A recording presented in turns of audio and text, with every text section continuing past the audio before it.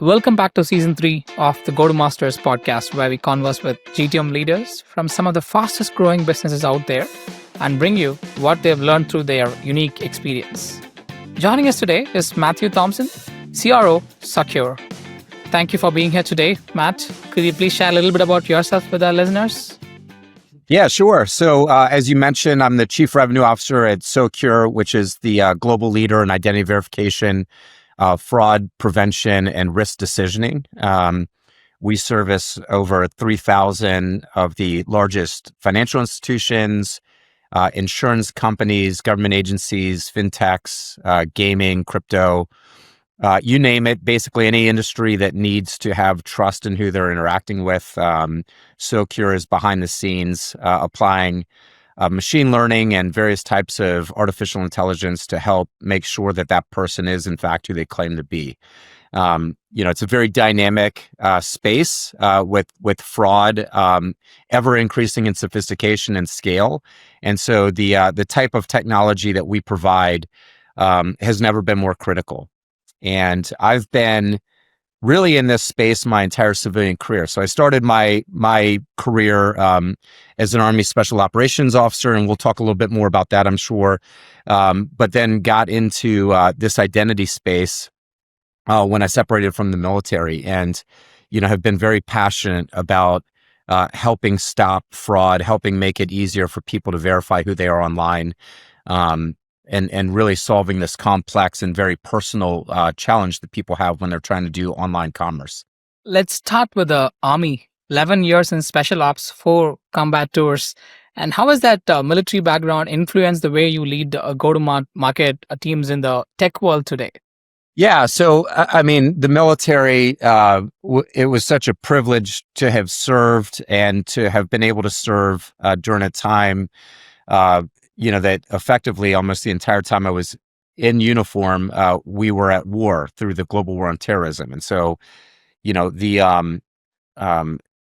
service in general gives you a lot of values and leadership opportunity. But, when you're in the service during wartime, the types of experiences you have are really different, unique, and special, and last a lifetime. And so I think the thing that I referenced the most that I've carried with me through my civilian career is this notion of team of teams. And so, I had the privilege of serving under General McChrystal during his time leading Joint Special Operations Command when I was in the Ranger Regiment. And he completely changed the culture through this framework that, he wrote a book about along with some colleagues called Team of Teams. And it's really, simplified, if I will, down to kind of 4 foundational principles about how you build trust in an organization,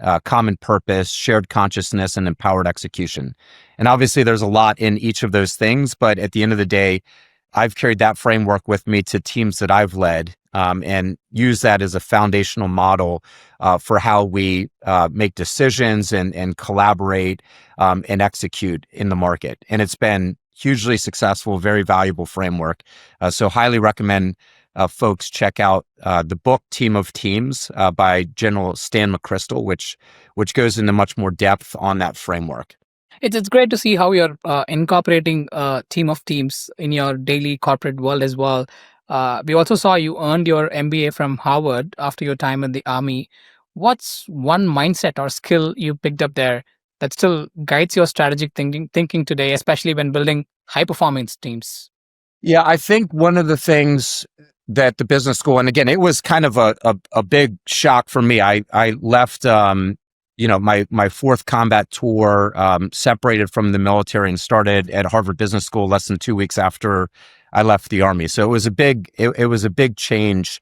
It was a very diverse kind of experience, a large international population. Now, I had a lot of experience working with folks from NATO and NATO countries during the global war on terrorism. So I had that exposure to a variety of different nationalities. But, being in the classroom with peers from all over the world, as well as, people who had consulting, investment banking backgrounds, the thing that I would say was, again, the foundational thing I took away from that experience was the need to really listen to diverse perspectives before making a final decision. And so Harvard Business School is good about putting you into diverse learning teams where you work as a team.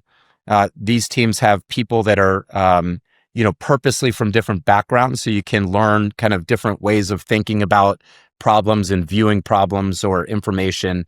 And so, I've kind of carried that with me where, I like to hear other people's points of view and try to understand a problem or an information set from their point of view, kind of put myself into their shoes and really see the problem from their vantage point. And so that was one critical thing. The other thing is, it's a very, again, global and diverse population of alums who, the network itself and the value of networking and the value of building real relationships and thought partnerships, that might not be in your industry, but could be valuable to you down the road when you need other people's perspective and to reach out for help. So, I really learned the value of networking at HBS as well. And I've continued to cultivate that throughout my career. Listening to perspectives, that's a solid one, much needed as well. You've led GTM for large-scale identity solutions across both government and enterprise. In your experience, what are the non-negotiables for GTM success in trust-driven environments? Yeah, so I think the first non-negotiable I would put that I think is core to any GTM team success is a relentless focus on customer impact and value. And so I'm going to start there with the customer, because again, that's kind of the way that I look at how to build these organizations is how do we organize the way that we're structured as a team around how we understand and deliver customer impact and value, and how do we make that time to value for a customer as efficient as possible. And so, I don't ever think of my role as selling to a customer, and I don't want my teams, even though we're a revenue organization that have sales targets, I don't like to have a sales oriented mindset around how we engage with our customers. I really like to have more of a problem solving mindset and to put the focus on the customer. So, I think the first non-negotiable is how do we orient our organization and everything we do within the organization around solving customer problems and delivering value to our customers. And so the everything kind of flows from that. I think, what has been helpful in my career, and this pulls from the military a little bit as well, is around the discipline and operational cadence that we put in place for the organization. So how are we making sure that the organization is following a set of standards and desired behaviors, to be successful as a team of teams, and then further, how do we make sure that the way that we're engaging each other and supporting each other is as efficient as possible? So that goes into the operational cadence and looking at the way that we structure our meetings and how we allocate our resources, what types of activities we're doing, and making sure that those are the highest impact activities. So I think you can drive a lot of efficiency through discipline and, clear expectation setting and focus in an organization. Some personal non-negotiables that I would put more in the value side of things. AB is really around integrity. So, I've always led integrity first organizations where, that is a, do what you say you're going to do the right thing, kind of focus. And, I have a non-negotiable for my leaders in particular around putting their team members before themselves. So again, that kind of that selfless service really stems again from the military. So you'll hear a lot of these themes kind of being born out of my decade of service in the Army. But I believe it's the leader's job to make sure that they're setting up their teams to be as successful as possible. In our case, in GTM organizations, that's pretty measurable because you want your people to be achieving quotas and exceeding those quotas where possible, and ultimately making as much money as possible as well. And so, I think a service before self mindset, and then just I believe in setting really high standards and not compromising on those. So it's the leader's responsibility, my responsibility in the roles um, that I've filled at organizations to set very high standards for the team and then help that team achieve those standards. Those are a As few. Those are a few kind of consistent non-negotiables that I've carried with me through my career. Absolutely. As we speak about customer first approach, the operational cadence and discipline, and putting the team in front of ourselves, I also have a question on AI. AI Sure. is becoming a bigger part of every revenue team's toolkit. But how are you seeing it actually change the way go-to-market teams operate? Any specific areas where it's driving real results at Socure? Yeah. So I've written about this on LinkedIn, and I like to I like to highlight kind of the best practices that we're learning and developing at Socure and share those out with the community via LinkedIn or through obviously this podcast does a great job of that with a lot of different perspectives. But one of the things I wrote about recently, and I believe strongly, is everybody's kind of chasing AI efficiency within their organization, and I think that's a good thing if it's done again in a thoughtful way.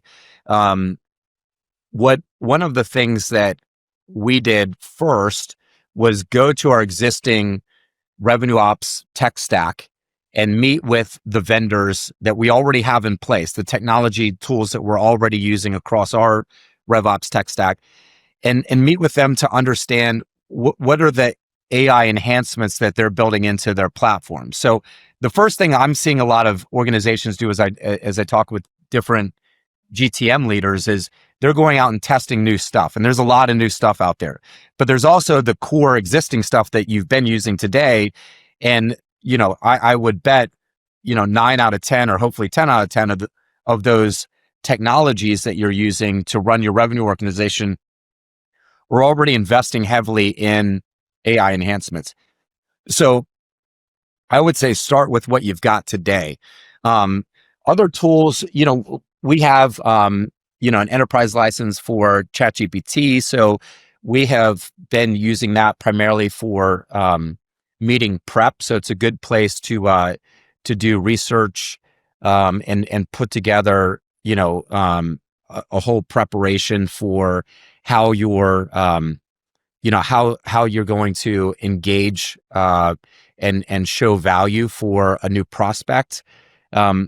We also are using it for summaries, and sharing out next steps, building follow-up emails. So there's just efficiencies from the time of these standard kind of tasks and preparation follow-ups that are being enhanced. I think we're getting a lot of leverage out of AI through a company or technology called LumoPath, and LumoPath helps us really see and make sure our teams are focused on high value, high impact activities, and that our most important customers are receiving the majority of our time and attention and resources, so that we're allocating things efficiently across the business. But yeah, I mean, we are working to become an AI first organization at Socure. So we're constantly pushing the limits on AI. And I think the other thing I would share with the listeners is that it's important to make sure that you're taking time to train your organization to properly pilot new AI technologies, so that you can't just buy a license and hand it to somebody and say, good luck, go figure this out. That's not a winning strategy. I think making sure that the team, one, understands the objectives of the tool. They're trained on how to use it. There's, regular follow-ups and validation that it's being used properly and driving the desired outcomes. All those things are important to making sure that you're getting the most out of AI efficiencies. Looking back across your journey from the army to startups to scale ups, what's been one key unlock or turning point that changed how you approach business and leadership? Yeah, I mean, I've benefited from having, diverse experiences across, co-founding my own business, to working in private equity owned businesses to publicly traded companies. And, I think the unlock, and again, I wouldn't call it a single unlock, if you will, but, a consistent theme of how I've kind of consistently exceeded expectations is really around this commitment to continuous learning and ongoing intellectual curiosity. So never approaching things as if you have all the answers figured out. I try not to be the one that consumes all the airtime in meetings, even though I might have the most experience in a given subject or topic. I still like to really lean in and hear other people's perspectives. So that kind of consistent desire to learn and develop and get better, through diverse experiences and perspectives is one that has kind of stuck with me and been a key to my success. It sounds like keeping the learning hat always on is super helpful from a leadership position as well. Key pieces of advice you would like to share with the listeners who aspire to excel in the field of GTM leadership? Yeah, I think you need to lead from the front. Again, pulling back from my time in the military, I mean, leaders are out front, leaders are visible, leaders take command and, make decisions.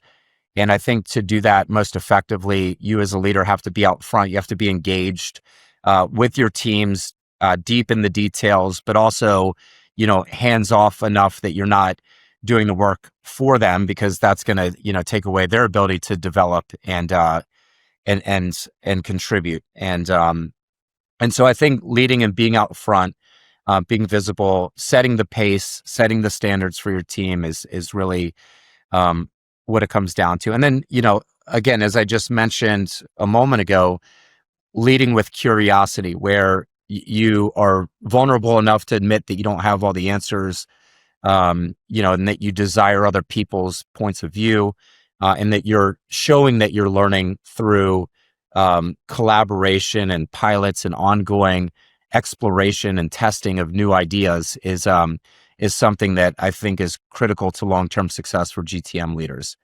And then, where I see things go off the rails, if you will, just to provide a counterbalance to this is when GTM leaders chase too many things, get shiny object syndrome, where, they're going after the next new thing and constantly distracting the team by spreading them too thin, and having them try to do too much at once. So, as a GTM leader, your organization is almost always under the pressure of delivering ambitious goals. I've found the way to do that most successfully is by maintaining focus in the organization and helping the organization stay focused versus losing that focus, getting distracted by chasing too many things all at once. And, Well, I think the last thing I would say, and just kind of a tribute to the work that you're doing here with the Go to Masters podcast, is, make sure you're engaging in the process of developing as a GTM leader. So, listen to podcasts like this, network with peers and other organizations, find ways to plug in and learn from your peers, either directly or indirectly, so that you're constantly sharpening the saw and getting better as a GTM leader. well, that brings us to the end of this insightful episode of Go to Masters. Big thanks to Matthew for sharing his experiences and valuable insights. Remember, you can tune in every week to learn more from game changers driving hypergrowth companies across the globe. Go to Masters is brought to you by Everstage, your trusted partner for transforming the way businesses handle sales commissions. I'm your host, signing off.